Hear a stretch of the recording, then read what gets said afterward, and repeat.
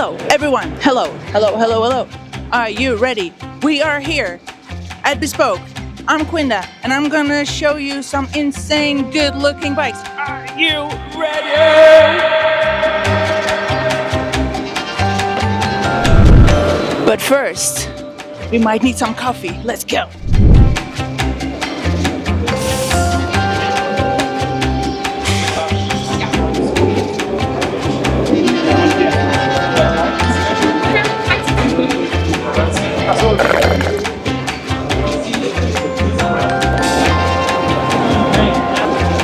Okay, let's go to the first builder. It is Meerglas. Some really beautiful looking retro bikes. Let's go. Hey, we're here with Tom from Meerglas, and let's ask him some things about this beautiful bike. Yeah, let's go over the bike, what we're looking at, and why it has this shape. And this is the randonneur idea. Yeah, right? It's a mixture. So normally I build bicycles like that. Since the last 10 years or 8 years, I built French randonneurs. Like that was the type of bikes I built and I love. But after the Bespoke last year, I was ill for the last years, and the Bespoke last year I start new to build frames, and with my new company, I think about what is a bicycle I can build, like with those French randonneurs influence, and like an bike packing machine. Sounds amazing. Yeah. I love the idea of a bike Thank you. packing machine. Yeah. Okay. Explain to me what makes this bike a machine. I mean, the form and everything we look at explains by itself, Yeah. but I love to hear it from you. So I built the bike around the crank. The crank is an old Campagnolo Grand Sport crankset from the 60s. It's from steel.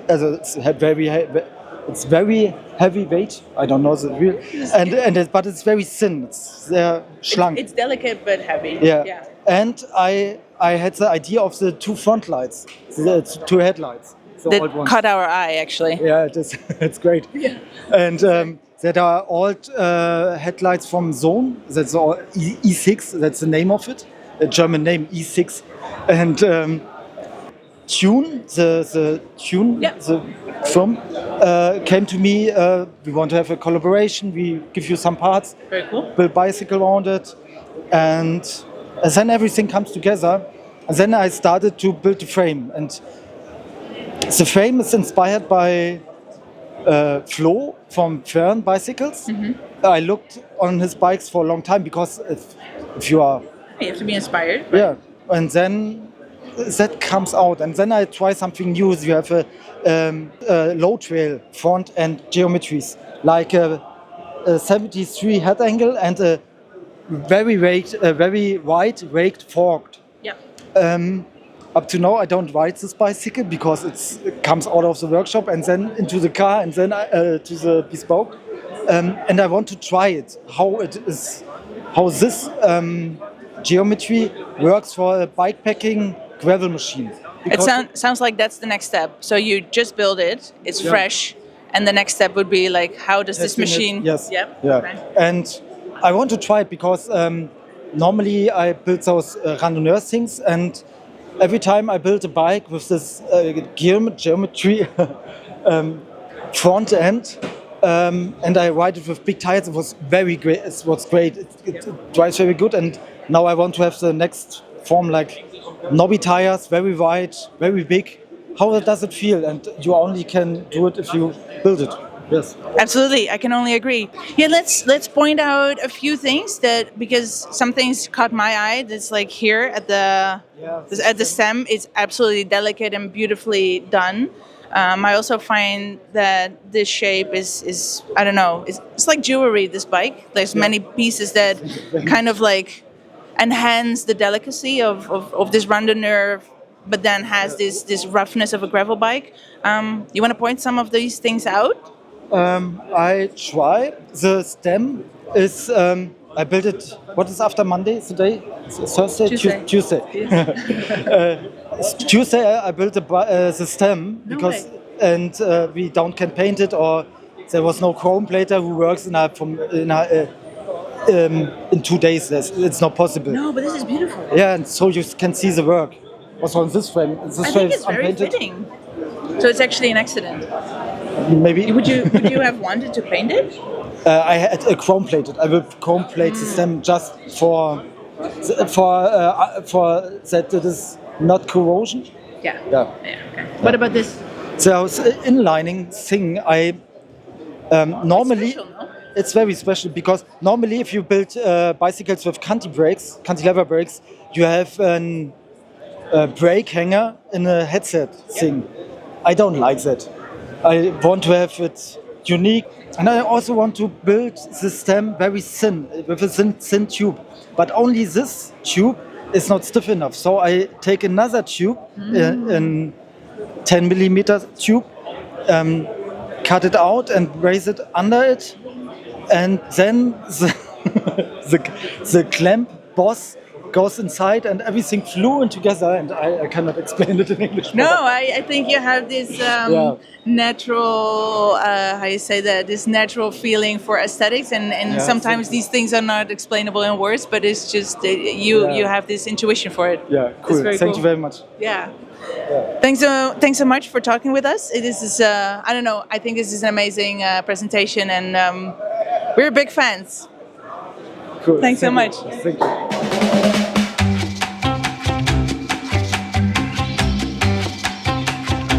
Let's go to the next one. It is Sayle Cycle.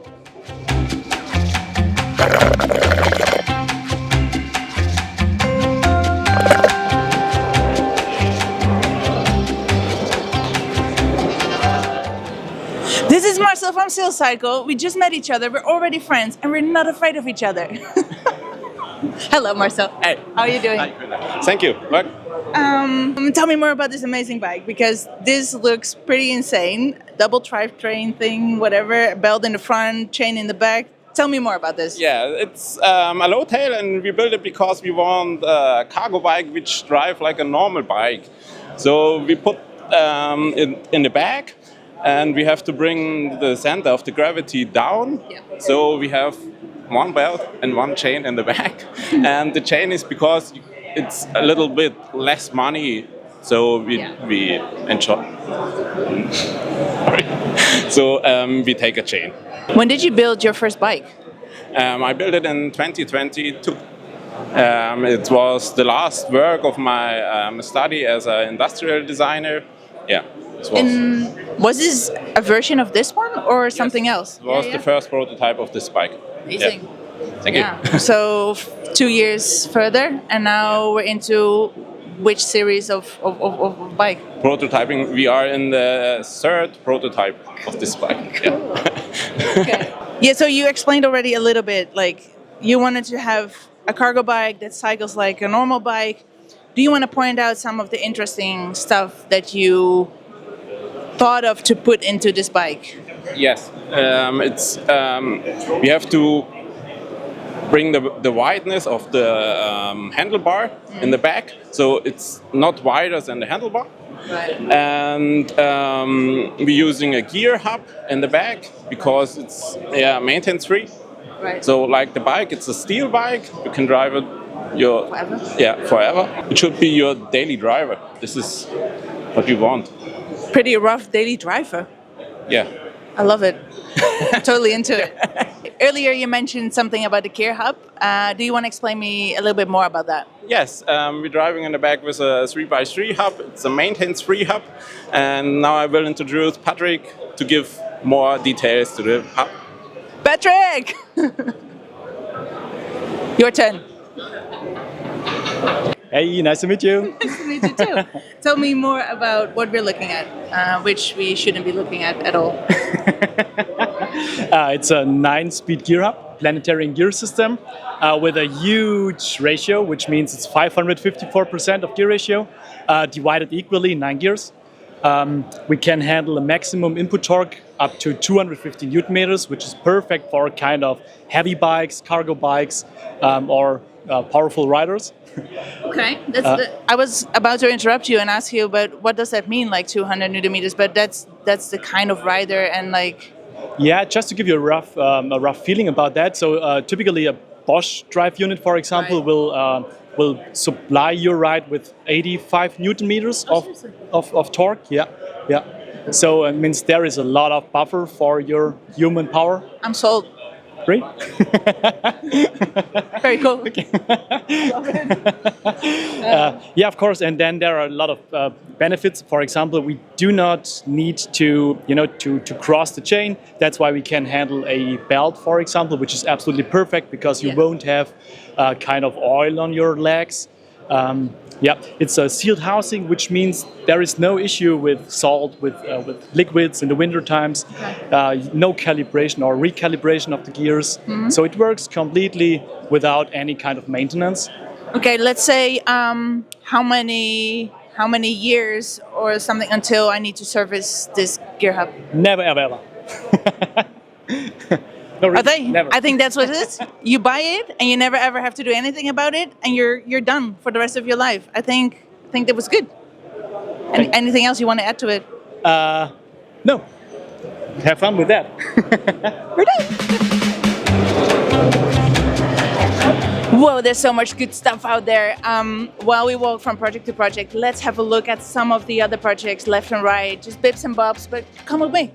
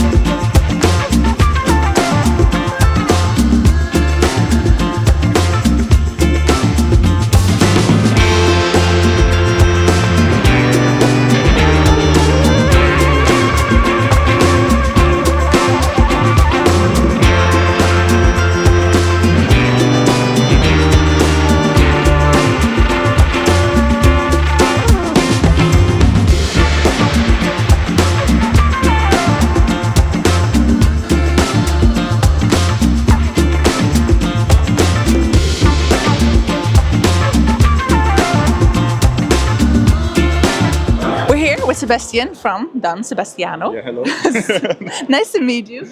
This looks amazing. Do you want to? I mean, I've never seen anything like this before. Do you want to explain something about what you built here? Yeah, I can do that. It's a bikepacking monster gravel bike. So with 29-inch wheels. Yeah, and a comfortable geometry for me. So yeah, I can go on long distance bike rides. I've also got some front racks and rear racks. Yeah, and a lot of mounting points, so I can put everything on what I need for long journeys. It's absolutely fantastic, but the suspension on the front, it's pretty special. Do you want to explain a little bit what inspired you to build this? Yeah. I was a friend with a friend of mine. I was in Czech Republic, and there was an old motorcycle fork, which looked like this. And then, I was fascinated with the whole thing. And then I said I had to build something like that for a bicycle. It's awesome. I think something else that catches the eyes is how the paint job, and you still see the brass. Yeah. Tell me how you got it painted, but still have all these details out. Yeah, so I've used liquid masking tape to cover up everything, and hand cut it with a scalpel. It was a lot of work. How many hours? Not hours, days. How many days? Okay, the complete paint job took me like 5 days. That's insane. Yeah. Worth it. Yeah, definitely worth it. Look at it. Yeah, that's amazing. Yeah, it's really amazing. When did you start building bikes, and how did you get into this building bike thing? Like 2.5 years ago, I had I don't know how it's called in English, a Bandscheibenvorfall. Yeah, and that's the reason why I decided to build my own bikes, because I bought a bike and it was too low and too far away. And I had troubles with my back, so that's the reason why I decided to build my own bikes. Personal need, personal bike. Yeah, exactly. And now 2.5 years later, we are here at Bespoked, and I have my own booth and displaying my bicycles. So I'm very proud. It's amazing. I just learned about the day job. What is your day job? My day job is building mechanisms for satellites. That's 3 days a week, and the other 2 days I'm in my workshop building bicycles, awesome racks, of course. Love it. Love building racks, yeah. I never met anyone who's building satellites. I think this is a most interesting encounter of my life. Yeah, you also don't see such a bike that often, or? So true. Thanks so much again. Yeah, you're welcome. Thanks for having me. Yes.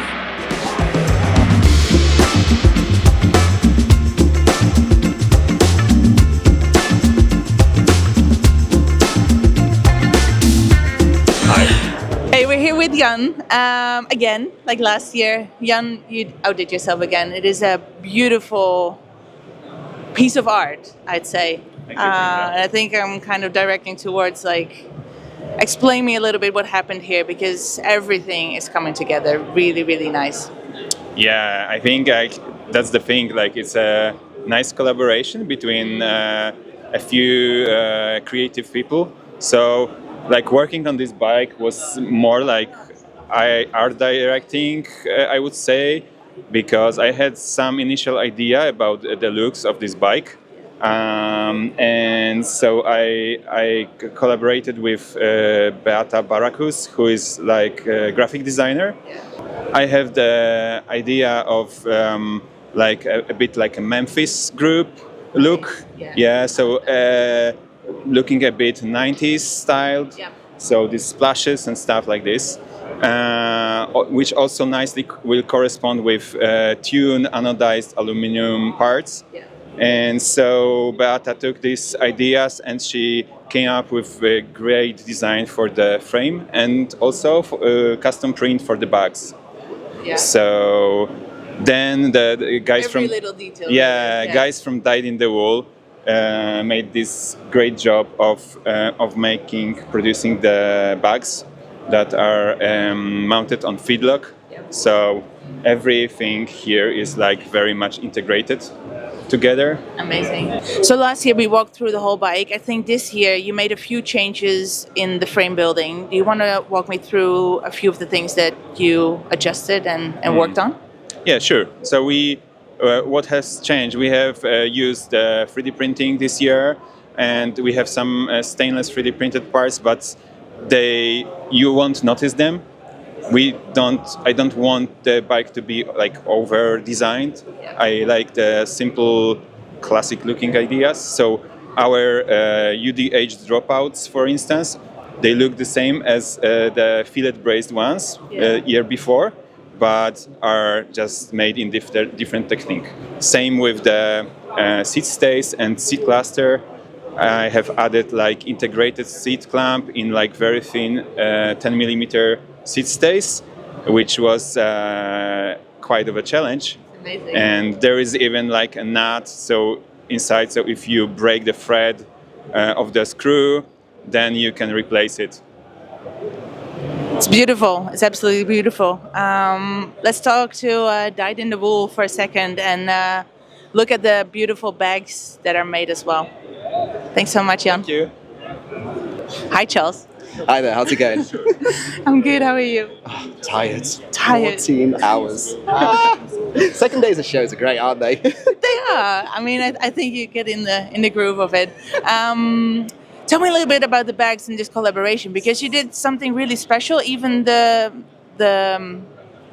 artwork on the fabric is different on each bag. Yeah, well, Jan had a really strong brief that he had in mind for these bags. He wanted something that was kind of like the bike. It was super versatile, but also with many faces and facets. So he kind of wanted to give him like a super capable bag setup for bike packing and some nice weekend adventures, but minimalizing the downtime where you have to put straps and lacing that can damage beautiful paintwork. So we worked with Fidlock and we did all of the bags as magnetic. So in space of like a couple of minutes, you can go from kind of thrashing around the city onto a weekend bikepacking trip, which is like the dream of everyone. It's awesome. It's absolutely awesome. And yeah, with the paintwork, we custom printed Eco Pack, which is made from 100% non-virgin plastics. Yeah. And the kind of theme and graphics we were given was kind of this like wood grain print that they kind of wanted to incorporate across the bike with like a slight subtle splatter print along the frame bag. So I think that kind of turned out really nicely. Another thing, we worked with a rack builder who's based, like all of us are based within like a 60-kilometer drive and like of each other. So it's like bouncing ideas off was like super quick and super really like lovely. Yeah. So yeah, the racks are all custom made by him, and again they're like super quick release and super versatile. Yeah. Same for the one with the seat pack. You can just unhook that little loop and it removes off and you can't even see it's there. Yeah, now I see it. Another super neat feature about that thing is it's actually mounted underneath the rails of the saddle. Yeah. So it doesn't put any of the weight on tunes like Speed Needle, which is like crazy beautiful and crazy thin carbon rails. So it was all like in the details and trying to like think creatively of what we can do to kind of push boundaries, and kind of working with 3 designers is super lovely in that way. And yeah, like it's been a fun project. It really all came together so beautifully. Thanks so much for this talk. Thank you so much. And yeah, it's been a really nice project and we're really happy with the results. And I think it kind of really shows off like what happens when you go fully custom and you can create something that's just totally unique. And that's why we're here. Thanks so much. Good luck.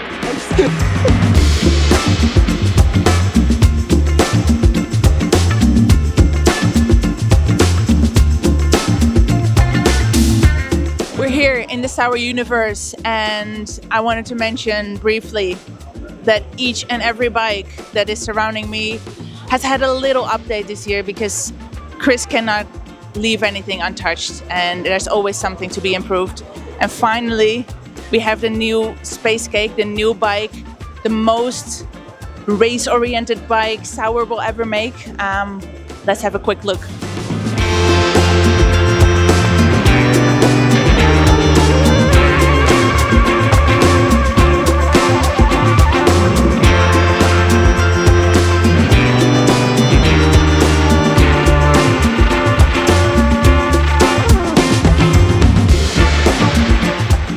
Who are you?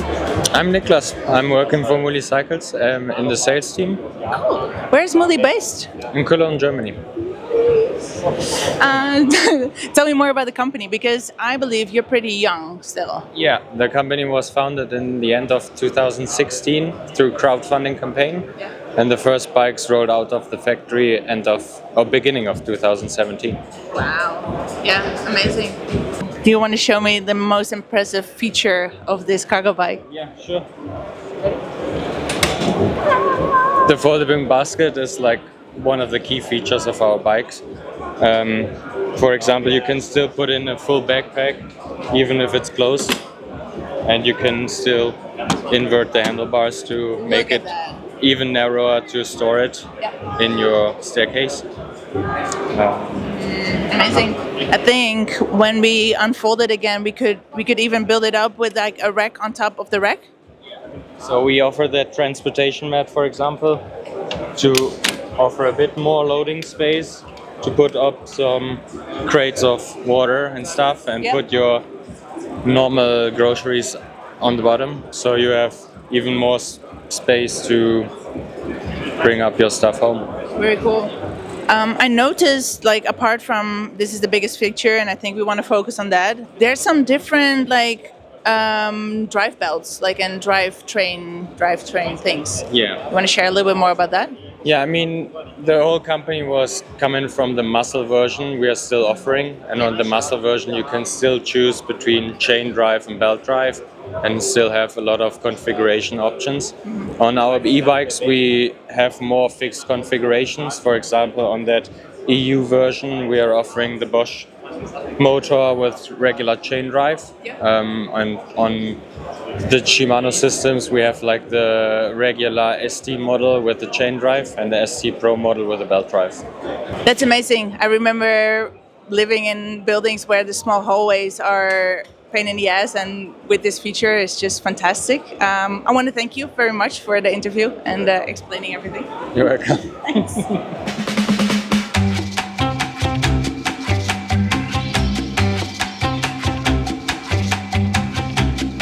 Hello, we're here with Lee from King Fabrications, and let's ask some questions about what we're looking at. Hi, Lee. Hi. Nice to have you here. Tell me a little bit. How long are you building bikes for now? I've been building bikes for about 6 years, What? but I started my own business about 2 years ago. Awesome. What brought you into bikes? I actually really started in the racing scene, and I did a lot of racing when I was growing up. And I always knew I wanted to be a welder when I was growing up, so it just kind of made sense to marry the two things and build crazy racing bicycles. Yeah, absolutely. What kind of racing? I mainly started on the velodrome, but now I do a lot of gravel and cyclocross. I love that. Cyclocross people are like insane good at bike skills in general, so that's awesome. Are there any cyclocross features integrated in this bike? So this bike is more for having fun over racing. So it's really about exploration and riding kind of any trail that you can get yourself to, versus being fast and racy. Very cool. Point some things out because the paint job is amazing. Just walk me through that and add anything that, inspired you and made you make decisions and stuff. So when I first started building bikes, I couldn't be bothered to paint them. I just wanted to ride them. Nice. So all my first bikes were all rusty and just patinaed. I actually love that. So I really wanted to integrate that into the kind of classy, more painted look. Yeah. So that's why I did the rusty front with the painted rear. And then a lot of the frames that I paint nowadays, I do a crackle finish. So I wanted to integrate the crackle, and I really like the gold underneath. I think it really goes well with the rust. Agree. Yeah, beautiful. Let's talk quickly about the dropouts and the mounting system of the brakes. So they're made by Paragon Machine Works in Richmond. They are about a 5-minute drive from my house. I love that. So every time I go there, I get greeted with big smiles and been invited to their barbecues and to eat lunch with them and stuff. That's how it should be. Yeah, it's how it should be. And I think they make really pretty parts, so I really enjoy putting them on my bikes. Yeah, absolutely. I think that was it. Thanks so much for talking to me. Yeah, thank you. We're here at the Schwalbe booth, and this is Grant, and he's probably going to take the bike again. We'll keep it with you this year, Gwenda. Oh, really? Okay. What are we looking at? Because we have like an amazing booth. Should we just like have a stroll around? Sure, yeah. Lucky to be at the show again. We really love this community. It's nice to support smaller frame builders, smaller parts of the industry, people who can't necessarily normally afford to be here. We brought a number of bike manufacturers from the UK, Fabrications. We've got 4 bikes over here.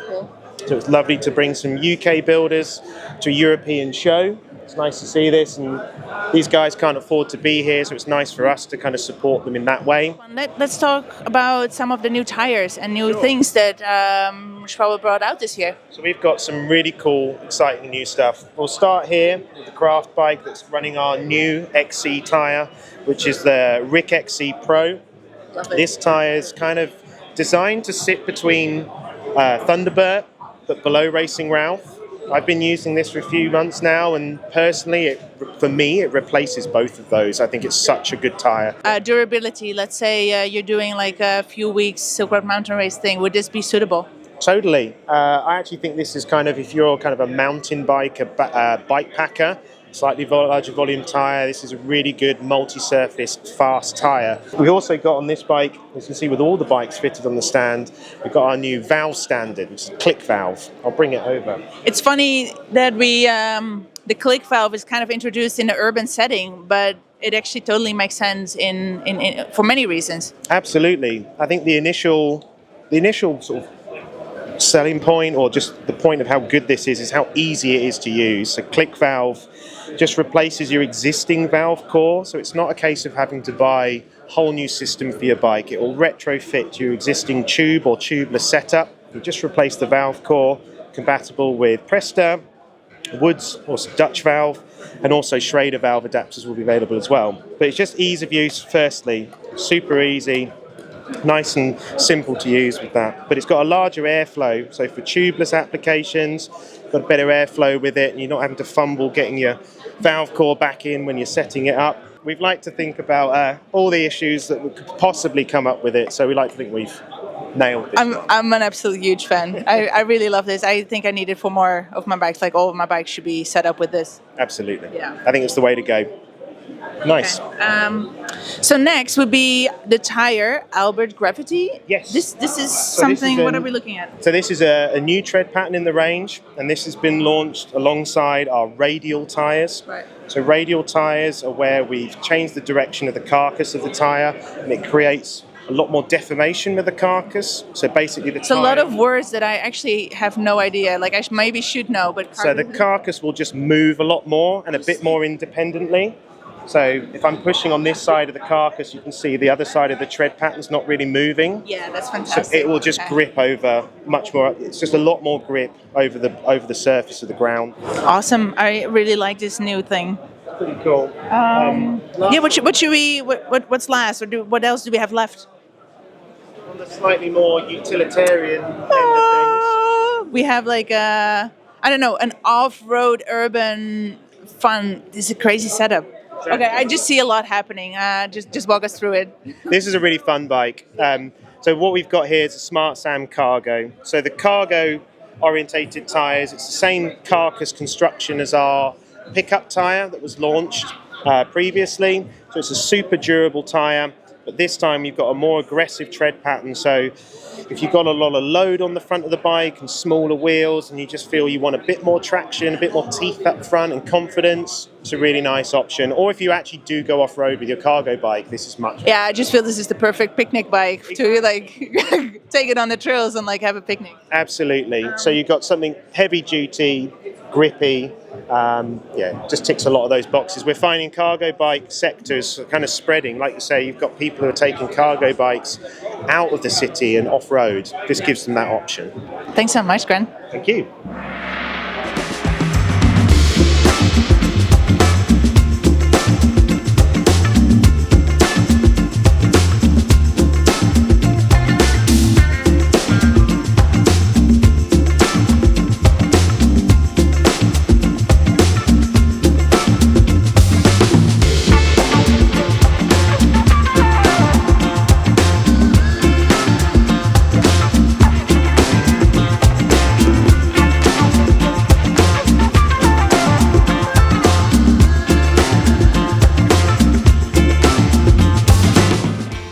Hi, Mr. HUHN.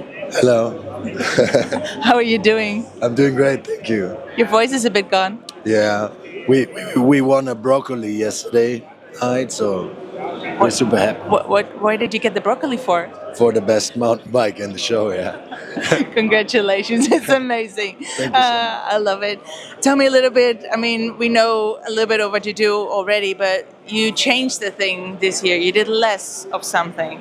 Yeah, we do a lot less 3D printing. Yeah. So we do reduce the 3D printing to smaller parts where they really make sense in terms of saving time for the builder, to be more economic. So we have a much simpler bike, which has more progression in the rear shock. We have 120 millimeter rear suspension, 130 in the front, so everyday trail bike, and it's set it up to be a full suspension bike for long journeys. So it has a lot of mounting points, and it can be set it up internally because we have a big head tube, Fantastic, yeah. or it can be set it up externally for a more simpler build-up.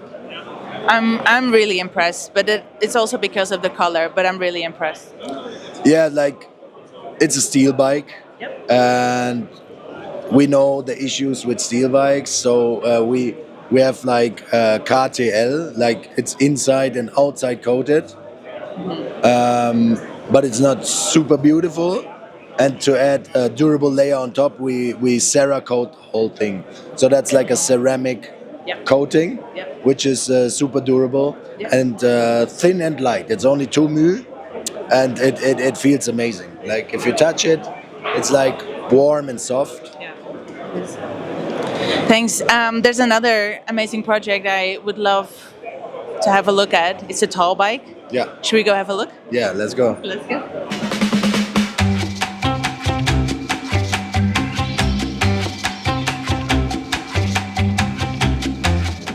Look at this bike.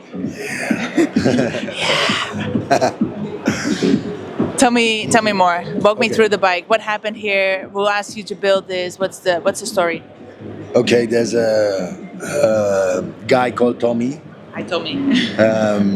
Tommy is a young, passionate cyclist, and next year he wants to cycle from Munich to Beijing with it. And he wants to do it on a tall bike because when he was 16 or something, he built it a tall bike out of two frames, and he liked the experience of being high and so on. And so he had the dream on doing a very long tour on a tall bike. And the idea behind this is it's 13,000 kilometers.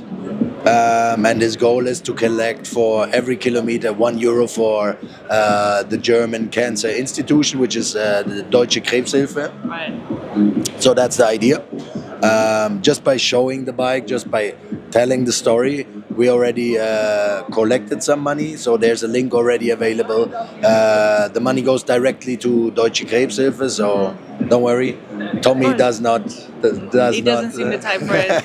No. Yeah, and that's the idea behind it. Fantastic. Were there any specific points or things that you want to highlight? I mean, we have like all those great contributors, so it's a collaboration, I would say. So we have Reisefix, who did the custom bags for free. Like everything is sponsored so far, so it's an amazing build with high quality components. Pinion, obviously, and everything you see on the bike, like Ortlieb sponsored bags and SQLab sponsored the saddle and stuff, and Intent the fork, and so on, Trick stuff the brakes. So we have really nice stuff. Schwalbe tires, obviously. Fantastic. Thanks for this amazing story, and thank you for your time. Let's ride it, or? It's a bit intimidating, but let's have a go. Okay, let's go.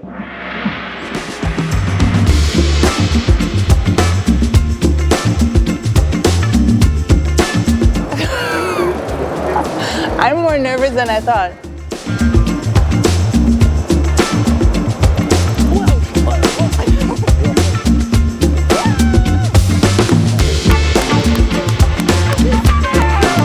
We're doing it.